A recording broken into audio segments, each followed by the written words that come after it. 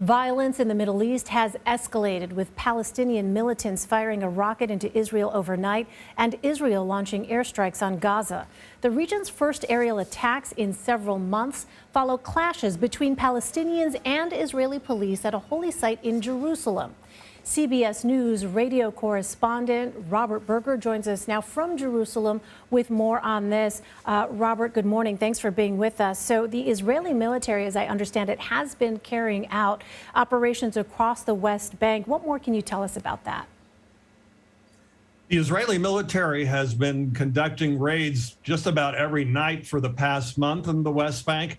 So there was another raid last night in which about 5 Palestinians were arrested. They're trying to round up Palestinian militants and gunmen who either have planned or allegedly are planning attacks against Israelis. But the big news really is what happened in Gaza. That rocket fired from there. That was the first time in 3 months, over 3 months actually, that a rocket had been fired at Israel. It was intercepted by the Israeli anti-missile system. And then the Israelis struck what they said was a Hamas weapons depot.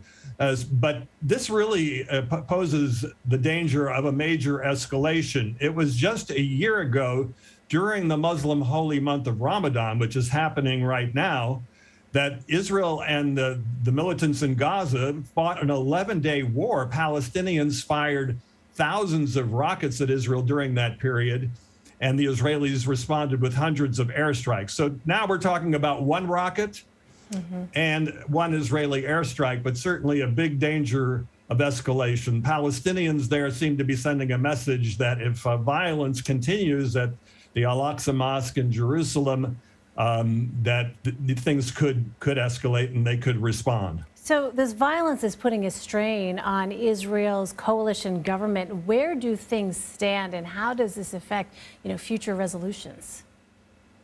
An Arab party basically has suspended its participation in the government, which means the government is in real danger of collapse. They don't have a majority now in the Israeli Knesset or parliament.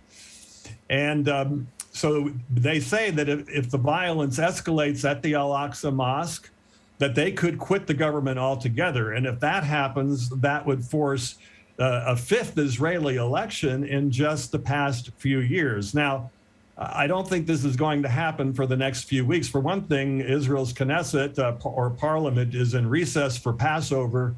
But certainly it's a very precarious situation for the government. And if there's a situation where the Israelis feel they need to use more military force to curb violence, then this government would be in danger of collapse. Is there anything, Robert, to suggest that a lessening of tensions might in fact be possible at this point? Or does nothing that you see on the horizon seem to suggest that'll be the case?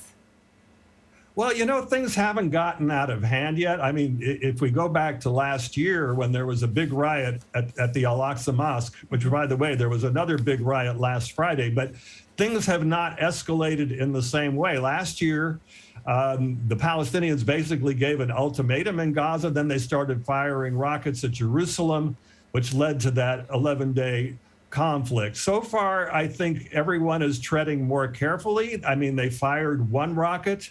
I think it's a warning.